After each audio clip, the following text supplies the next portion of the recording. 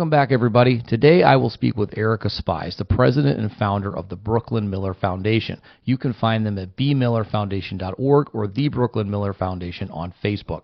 I urge you to take a moment and check out their website as well as their Facebook. Donate, give them a like, give them a follow, do everything you can to help spread awareness and help this organization grow. Today will be part 1 of 2 because we were able to get into so much depth that it's going to take a little bit longer to explain everything, and I want to make sure that we get you back next week to hear part 2. Welcome back to the Childhood Cancer Perspective, and thank you all so much for sticking with me through all of these episodes as I continue to detail the journey of our daughter JC, who was diagnosed with a rare form of brain cancer in January of 2020. Since her passing in 2021, I have done everything in my power to advocate for these children, and the one thing that social media has provided, or a silver lining, is the opportunity to meet incredible people that are doing their own things in honor of their children or with their children, and so social media has been a positive in that manner. My next guest is someone that I met through an organization that passed on their information and was able to make that connection, which was amazing. So I want to introduce Erika from the Brooklyn Miller Foundation. The floor is yours. Hey, Curtis. Thank you so much for inviting me. I love getting to share Brooklyn's story. She was 12 years old. She'd started having what we all thought was growing pains. And after probably about a month of them hurting and, taking her to the doctor, and the doctor really just saying it was growing pains too, we noticed some bruising on her arms. Long story short, we had 5 different doctors, including 3 oncologists, tell us that it did not look like cancer, that it was something called ITP, which is really just low blood platelets. But her pain continued to get worse. I finally pushed for imaging, found out she had stage 4 osteosarcoma. That was in July of 2023. She passed on October 27th after only 3 months of us knowing that she had cancer. Before she passed away, she made me promise that I would start a foundation in her name to help other kids with cancer. She gave me quite a to-do list, and so I have been working on that as much as possible since the day since before she passed. She wanted to be as much of a part of it as she could. I guess starting the beginning of October, we really started working on that together. And it has been a very sad, very emotional, but very also therapeutic and healing in its own way to be able to help other children and families that before I started this journey a year ago, I knew were around, but I didn't have the same connection with, and I didn't quite realize the severity of what these children actually go through. Yeah, you're absolutely. And I think that what you said is so, it encompasses so many of what these children are as people. They want to help others so much more than they even worry about their own health at that point. Being young as 12 or, our daughter at 8 years old, it's like they just want they want to help other people. They want to make sure you're okay. They want to make sure that you're going to be okay. And they know so much more. And I feel like they know what's, unfortunately for so many, they know what's coming, and they just want to make sure that you're going to be okay moving forward. It is definitely an incredibly emotional roller coaster that we don't wish upon anybody. But, starting these foundations or organizations is about awareness, and it's about community, and it's about just getting people to kind of see a different side of the world that they often shut out because it's easy to turn around and walk away and not see what's happening on the high floors of a hospital that you never get to visit. Yeah, it's too painful to think about beforehand, and then once you get there, I wish I would have paid more attention, not necessarily for me, but because of all the things that those children are going through. They need somebody to pay attention to them. Yeah, and I think we all as a society are guilty of kind of growing up maybe with blinders on and not really understanding what happens that's not in your inner circle. And I mention often that, you go to the hospital as a kid for stitches or a broken ankle or whatever, and you don't think about anything above that emergency room. You don't think about anything that's happening higher above you until, like I reference our story, until we're on the 7th floor, the neurology floor, with watching our daughter and then watching all these other children in all these other fishbowl rooms fighting for their lives. And you look out the window and think, does anybody on that highway understand what they're driving past right now? Do they know what's happening 100 feet away from them? And I think that the world does not, and it's easy to ignore it. It is very easy. And it's very sad that it is so easy. Yep. It is. So tell us more about what the foundation does. What exactly do you do? So she gave me quite a to-do list, and so I had to, start small. So the thing that was most important to Brooklyn was, or not necessarily most important, but that she really wanted to push first is she loved getting gifts and she loved giving gifts. And so she wanted to be able to give gifts to other kids that were fighting cancer. So what we started, the Brooklyn Miller Foundation, right now we've got 3 different components of it. The first thing, our main focus right now is the Brooklyn's Bags program. And that is, I send out an application to the families. They send it back and it has them list all of their child's favorites, like favorite foods, favorite colors, favorite animals, favorite cartoon characters, just anything to get me a little bit more information about what they might like. And then I also leave a line for special requests if they have something that they really would like, that maybe they can't afford, or, just sometimes gets overlooked whenever people are getting gifts, to make sure that I can get them something, that they want and will use. And because those personalized gifts really, meant a lot, especially to Brooklyn, whenever she loved Stitch. And so almost everything that she got, I'm actually sitting in her bedroom right now. Just it's quiet, and I figured this is a good spot. And so she has Stitch stuff everywhere. There's a Stitch backpack. There's like 5 Stitch blankets. I don't even know how many Stitch stuffed animals. And so every time she'd get one of those bags, it didn't matter how much she was hurting, how bad she felt. Whenever she got a gift and she would open it, it would take away that pain for sometimes a minute, sometimes 5, but she would forget about it for just a little while and enjoy that moment. And she wanted to be able to give those moments to other kids as well. And now we came up with the name Brooklyn's Bags. It's Brooklyn and Gabe. Gabe was another little boy with osteosarcoma we connected with through social media. I connected with his mom. He and Brooklyn both were wanting to find other kids that they could talk to that understood what they were going through. He passed away 2 weeks before Brooklyn. And so they had a connection. His mom and I had a connection, and she wanted to include him in her journey, in her story. So Brooklyn's Bag stands for Brooklyn and Gabe. Her goal was to be able to give gifts to other kids, help them take away, even for a minute, because, you've been through it.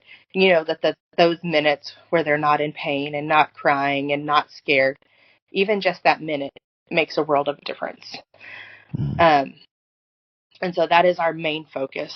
Right now I am working with Dell Children's in Austin, as well as the Dell Children's at Home Hospice team. Those are where we're mainly focusing on getting our applications. I have had other people reach out to me through social media, and I'm not going to tell somebody no. You don't live in my area, so no, I'm not going to care about your child. And so we have had the opportunity to work with a couple of families that are in different states already.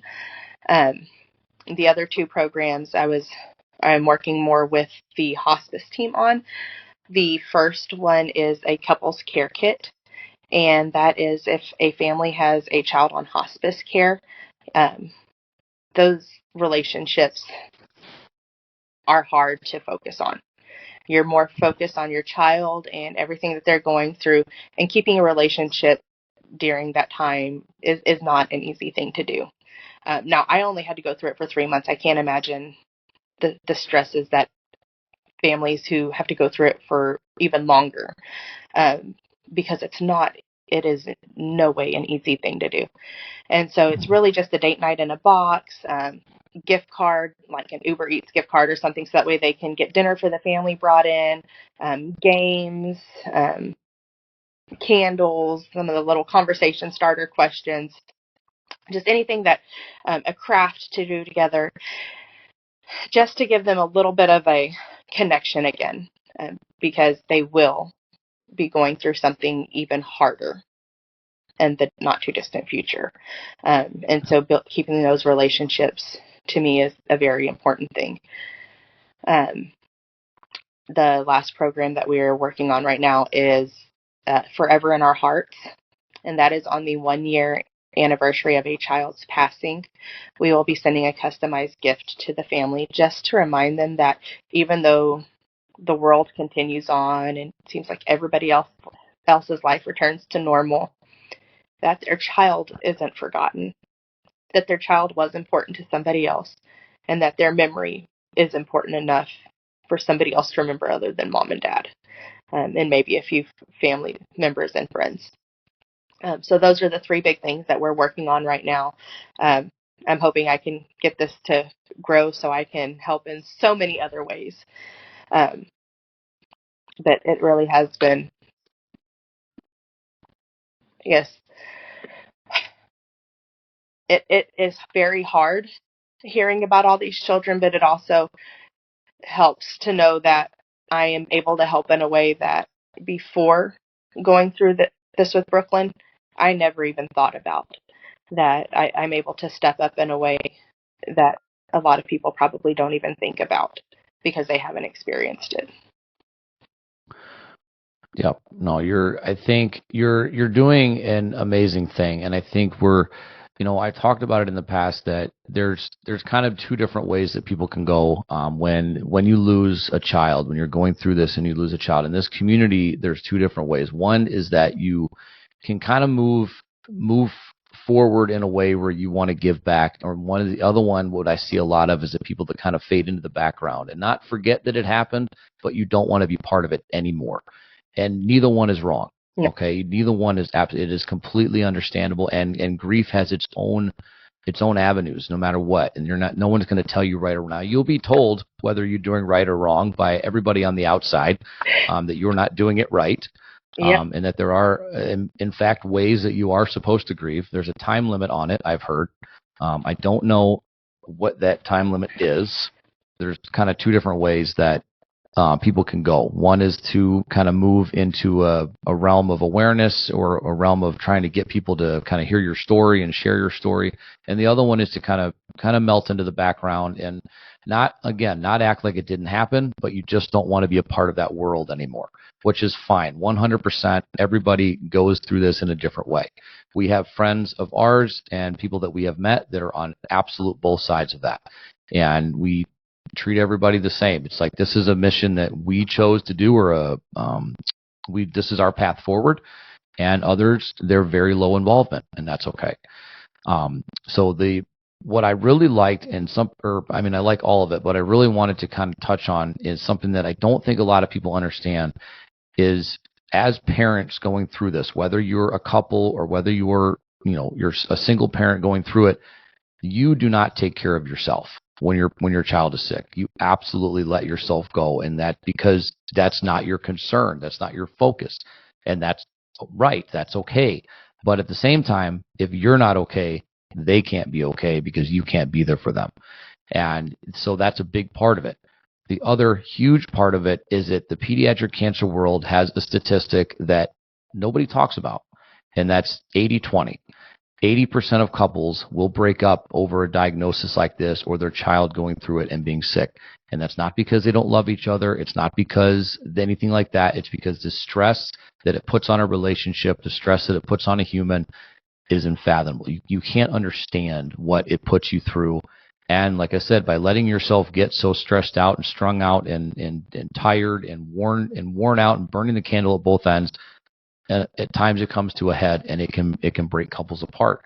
So having something like this, it says, hey, take a minute, take an hour. It's okay to go out and take a walk. We had to essentially be forced out of our house by a friend of ours saying, get out of the house. We went to Menards. We went to a hardware store and looked around for an hour. That's what we did. That was our get out of jail free card. That was, her coming over and watching JC while we did that. But too many people, I think, don't look at the fact that it's okay to take a break and walk away. You're not neglecting, but you have to take care of yourself.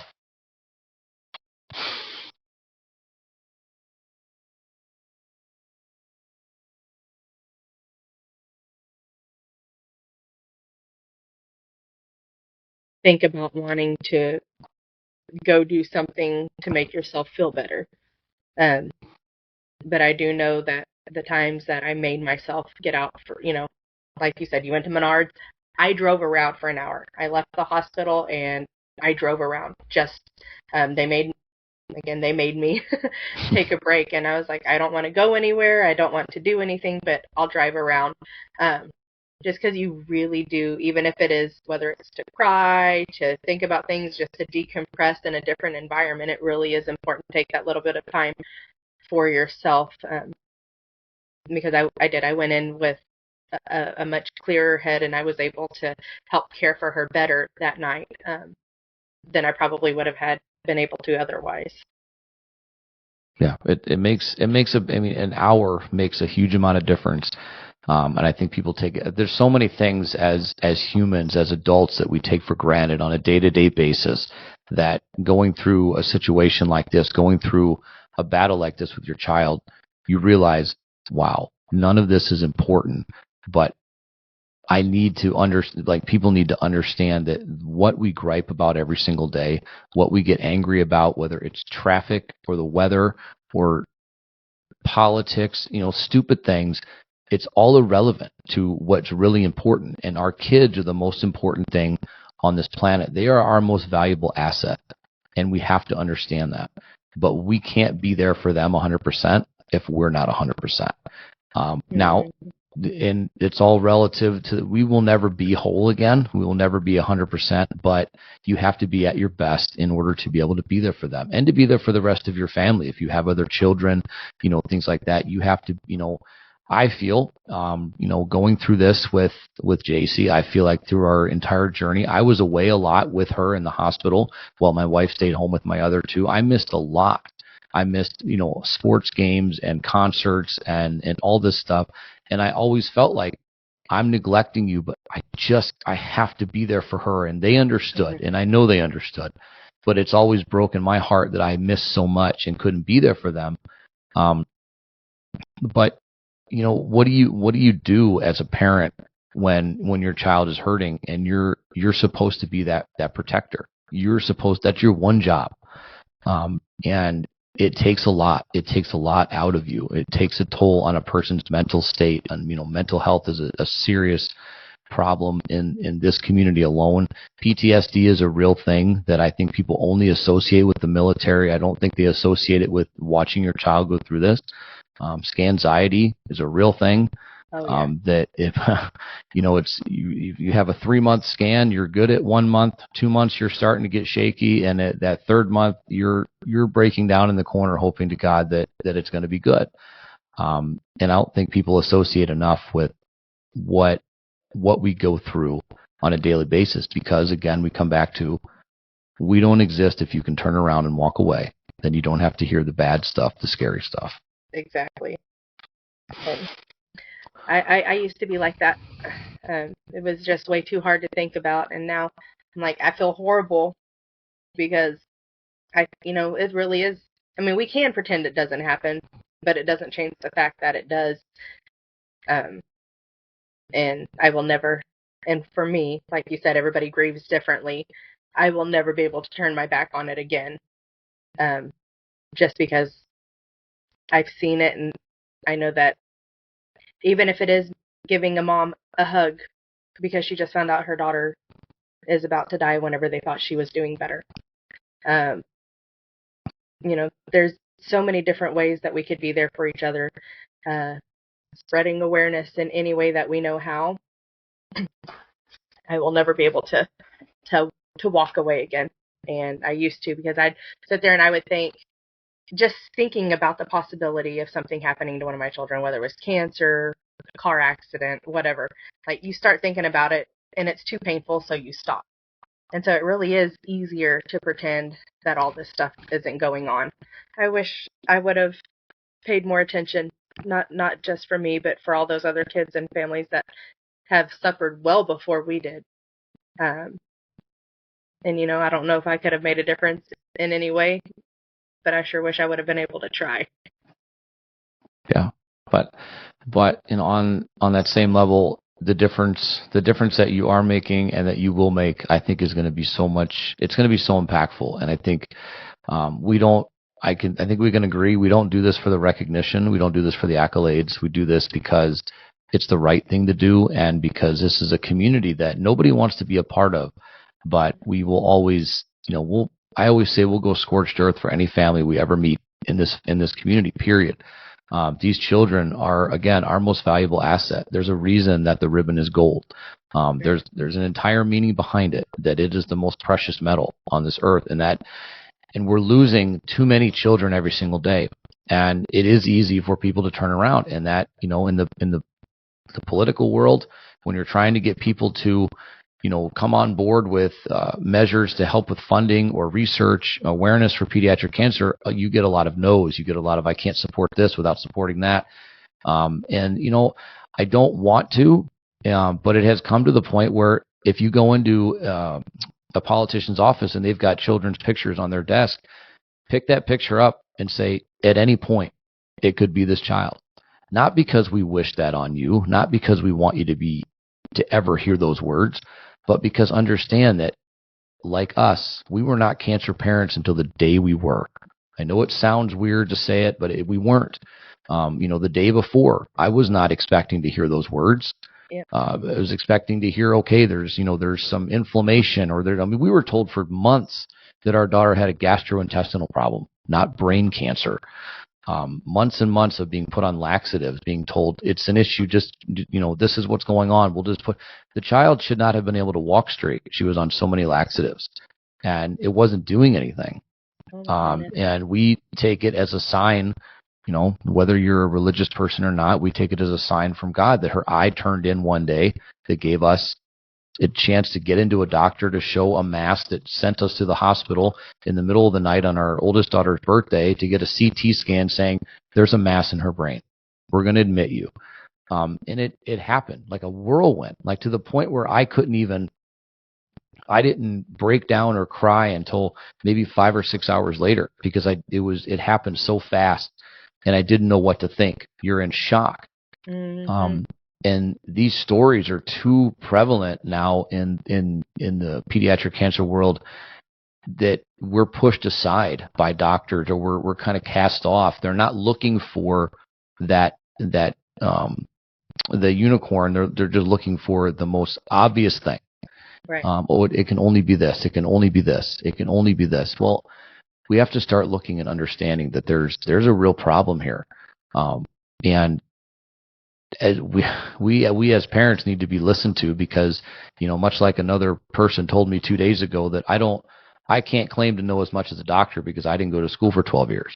Well, come and be a part of this world, and let me tell you how much you're going to learn and understand. And we may be even able to talk some doctors under the table because we've done so much research on one specific thing. But we know our children, we know their baselines, we know what's normal, what's not normal. If we're coming to you, dozens of times within a short period of time, then don't treat them like they treated my wife in a room where she thought she was going to have children's service come and ask her, because she'd been so many places trying to get answers. She was truly worried that was going to happen. Wow.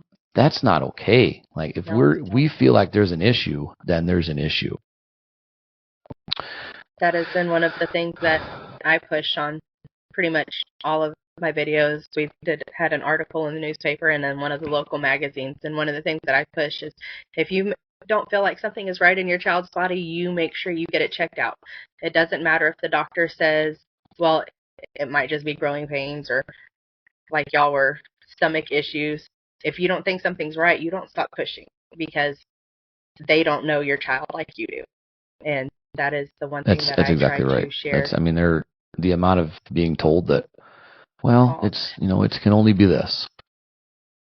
And it's just not the case.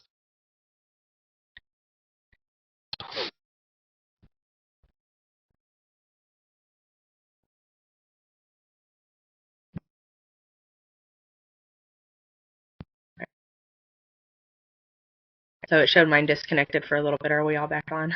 I mean, I can see you and hear you. Okay, good. So Okay. I saw you the whole time, and that it just showed it was disconnected. So I just wanted to make sure. We're just having all kinds of issues with this We today. are. We're gonna figure it. We're gonna get it figured out. Well, you know what? Maybe it'll just be me, and so you won't ever have this issue again. I live out in the middle of nowhere, Oh, so see. even Okay. All right. That all explains it now. It explains it now. Yeah, I think having people understand that knowing your children is so much more important sometimes than what your last name says on your door. What that your degree is. We know what our kids are going through, and what I've said before, and I think this needs to be understood, is that the reason that we sometimes, or all, all the times, can claim that we know more than that doctor that walks in the room is because we don't get to clock out at night and go home. We don't get to walk away. We live this 24 hours a day. And even in the event that our child passes, we're still living this every single day, and we're still learning. We don't get the credit we deserve, not that we want it, for understanding, but our kids understand and can, at 6, 7, 8 years, 12 years old, can name off every drug they're on. They can, that's not what kids should be understanding and learning. And that's unfortunate. That's what's in their brain right now. And what should be is going outside and playing and making friends and doing dumb things like we all did as kids. Exactly. Enjoying their school summer breaks and looking forward to hanging out with their friends, not counting down the days that they get at home between chemo visits. Yeah. Yeah, I don't understand why it's not easier to understand, I guess. It's kind of a weird way to put it, but that's where we are. But I think we are in a position now, again, with meeting so many different people, for us anyway, and this community coming together, and it's getting bigger, which is not a good thing, but it's also not a bad thing. Not good because that means more children are going through this, but not bad because more families are coming together, which means we're only going to get louder. Right. In the amount of times that I've been told that I'm not loud enough as myself, well, we're only getting louder now, so at some point you're going to have to listen to what we're saying. Oh yeah, I know. I'm doing my best to be as loud as possible, but I'm still learning, still figuring out the best way to go about it. But I am every opportunity I get, I share with everybody, people, strangers. I've been on social media, which is a hard thing for me because I am a very private person. I'm not a very outgoing person. So it takes a lot for me to get on and make my TikTok videos or share something on Facebook. But I know that is the only way to raise awareness and to get other people support other than people that are already going through this. So I will make myself as uncomfortable as need be to help spread it as best as I can. No, I think it's perfect, and much like you've seen personally, my business partner and I, Tim, we have made ourselves physically uncomfortable a lot of times, but it's all for these kids. It's all for awareness. It's all for getting people to come in and laugh and have a good time and really kind of take your mind off what's going on, but at the same time sharing what our message is. And it's been generally successful in allowing us to make a lot of connections, allowing us to raise a hell of a lot of money for research, which is incredible. And it's giving us that opportunity to really get out there in a world that, 10 years ago, you wouldn't have had it. You're not going to get this far on MySpace, but, when it comes to now, there's social media everywhere, and we're on every platform just trying to get people to listen, and it works. And it is the way that I've connected with a lot of people. It's the way that I've connected with politicians or doctors, and finding stories. And it's an incredible wealth of information out there if you're willing to just take a minute and look, and then turn off all the bullshit that is going on in this world that is absolutely irrelevant to our everyday life, but seems to be the focus of everything that we see. Oh, yeah. And what would you say the goal is in the future, say in the next 5 years, for what you're doing? Within the next 5 years, I would like to be able to kind of do like y'all are doing and have a set amount each year that we're working towards to donate to childhood cancer research. That is one of my next goals, is to get on that. But then I would also like to be able to do like financial assistance for families, other than just sending gifts. If, they have a specific need, or if a child wants to go on a trip, I guess kind of like Make-A-Wish. I don't know, it'll be a while before we get big enough to do to that extent. But, if they've got something in the area they want to do, maybe help with that type of thing. So those are my next couple of goals. Really long term, I'd like to help, one of the hospitals.